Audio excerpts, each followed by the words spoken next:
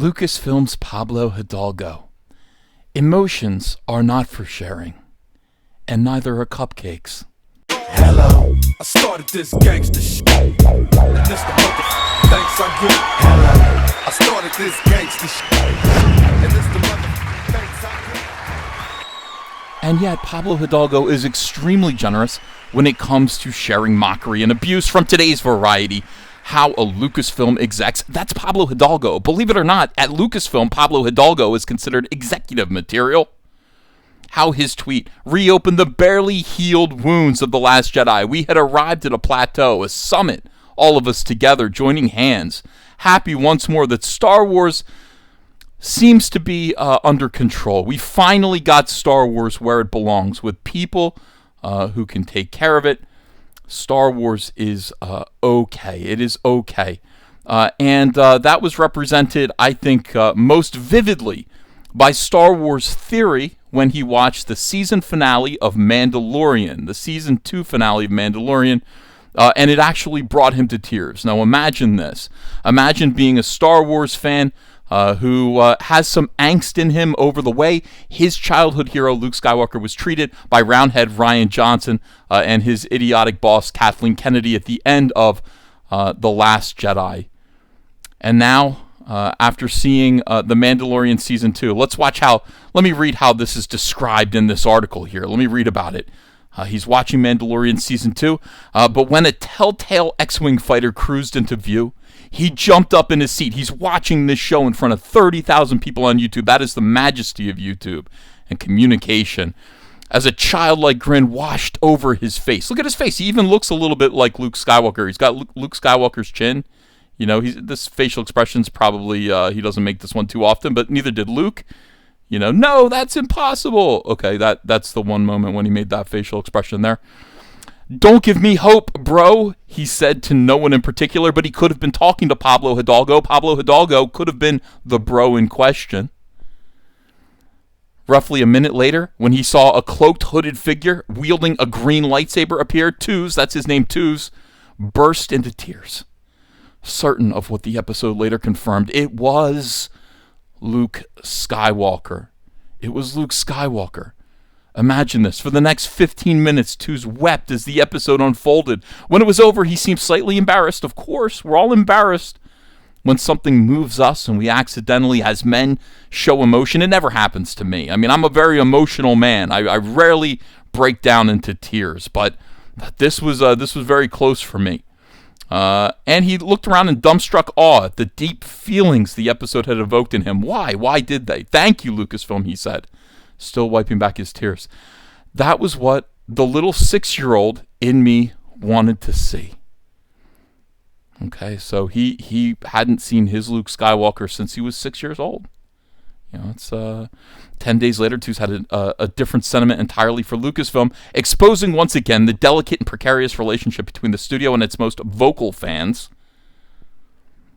And at the moment when it seemed like Lucasfilm and Disney had put the worst of Star Wars fan unrest behind them, Tooz posted to Twitter that he'd noticed that Pablo Hidalgo, a top executive in Lucasfilm's story department, was commenting on a thread that was ridiculing Tooz's emotional reaction to Luke's appearance on The Mandalorian. Because Hidalgo's account was private, however, Tooz couldn't see what the executive was saying, but I'd hate to believe that he would join in the teasing as a Lucasfilm official. But Pablo did tease him. Pablo certainly did. Pablo tweeted, "Emotions are not for showing. They're not to be shared.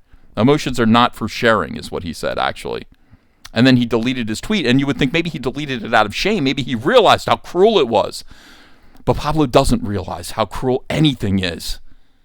Pablo cannot see the monster in the mirror that the rest of us can. Instead, he took that tweet, making fun of Star Wars Theory, and he made it his Twitter banner, emblazoned for everyone to see that he was making fun of Tooz and Star Wars Theory's emotional, happy reaction to Luke Skywalker being returned to the heroic stature that we all remember him as holding. And boy, I'll tell you something. Then he, Star Wars Theory complained. He made it public. Don't mess with Star Wars Theory. He is going to make a video. He is going to expose you, which is what happened to Pablo Hidalgo. And you know what this all means? I'll tell you. Pablo was... All right, let's get to this first. Here, Pablo was forced to bend the knee and apologize, which is a big victory for Star Wars Theory. They probably had a sit down with this melonhead and said to him, hey, could you not make fun of our fans who are actually happy? You know, we've gone through 5 or 6, 7 years of our fans being furious with us. Could we have some that are happy now? Could you not be a jackass, a complete fool, an idiot, a buffoon, a jackanape? By making fun of them. Now, Pablo Hidalgo had to say, I wish to clarify that my point that, quote, emotions are not to be shared, was sarcastic, self-mockery, and was certainly not intended to be hurtful to anyone, and I'm deeply sorry that it was. Okay, that's not an apology. As a lifelong fan, I appreciate fans expressing how they feel. It's what being a fan is about. What a load of shit. Pablo, this is not an apology. You are telling him that you are sorry that he had that reaction. You're sorry that Star Wars Theory had feelings. You're not apologizing for what you did, not at all.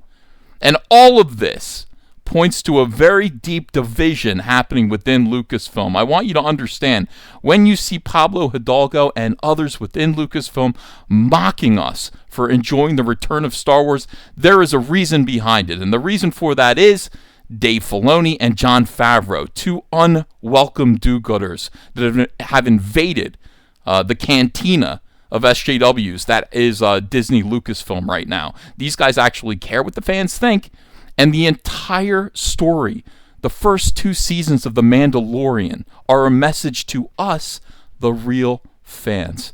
And that message is this: The Mandalorian, okay, represents Dave Filoni and Jon Favreau, 2 guys who were work for hire, who were hired to rescue Baby Yoda. Baby Yoda represents the soul, the heart, the seed of goodness that is Star Wars, the future of Star Wars. It's young, right? It's like Baby New Year. Does Star Wars have a future? Well, if it does, that's Baby Yoda, and it needs to be protected. Okay, Filoni and Favreau, as the Mandalorian, take baby Star Wars through a series of adventures and rescue him. Well, first they rescue him from some weirdos who are very, very, very wealthy, who are trying to extract his DNA. They're trying to extract his DNA for the point of cloning and bootlegging, recreating an artificial, cheap version of Star Wars that can make money or bring them power, and hand all of that DNA over to Moff Gideon, who represents the mouse. He is Disney. Moff Gideon represents Disney. Well, the Mandalorian's able to take Baby Yoda, the soul, the future of Star Wars, through a series of adventures, survive, and with the help, it seems, of some Mary Sues, some perfect Boba Fett's, female Boba Fett's, who represent kind of modern SJW Star Wars fandom and the creatives, possibly Kathleen Kennedy. You know, it's possible that Kathleen Kennedy is being represented by these characters. And he fights off Disney. He fights off Moff Gideon. He rescues Baby Yoda and accidentally, inadvertently, okay, he didn't mean to, takes the Darksaber. What is the Darksaber? The Darksaber is control of Star Wars. It's control of the future of Star Wars. Okay? And he tries to hand that off to the SJW female Boba Fett's, and he cannot do it. He won it in combat by making The Mandalorian, by making fans happy. He has won the soul of Star Wars. He's won the future of Star Wars. He's won control of Star Wars, and he can't just give it away. You can't just give that away. You've earned it. It's yours. And in the meantime, we show up. The fans. The goodness of Star Wars. The people who care about Star Wars. The people who can support Star Wars. We're Luke Skywalker. And we are handed the future of Star Wars. We're handed over the Baby Yoda. Star Wars is safe now. The Darksaber is in the hands of Favreau. The Darksaber is in the hands of Dave Filoni. and Star Wars is in a good place. And that is what brought Star Wars theory to tears, whether he knew it or not. That is the message that was sent to him via the last episode of Season 2 of The Mandalorian. Everything has been put right by two very brave men who made Star Wars right again, for people like me who are fans, for people like Star Wars Theory who are fans and hated to see this franchise disgraced by ne'er-do-wells, by political activists. They don't get the Darksaber. I don't care how much they want it. I don't care that they had it before. I don't care that they had control of the Darksaber before. They don't get it. We want it. Our guys currently wield it. And they can't give it up. They're stuck with it now. They're stuck with the Darksaber, and they must continue to wield it. And they must continue to make good Star Wars to make this kind of a reaction happen in good people like Star Wars Theory. And I believe that they can, and I know you believe it too. And Pablo Hidalgo, there's nothing you can do about it.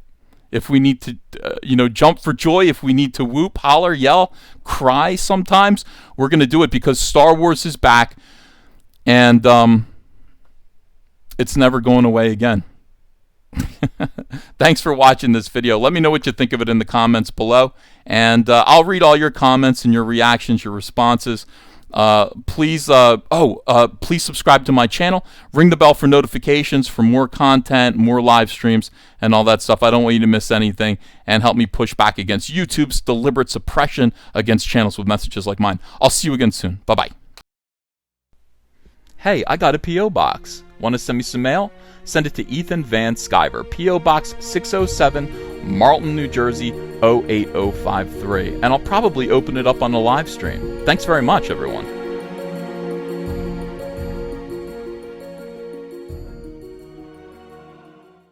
New from All Caps Comics. Rainbow, the Brute, the last real man in fairyland. A tale of prismatic pain, a spectrum of brutality, and a pretty good dad. Choke slam a unicorn by backing it today, only on Indiegogo.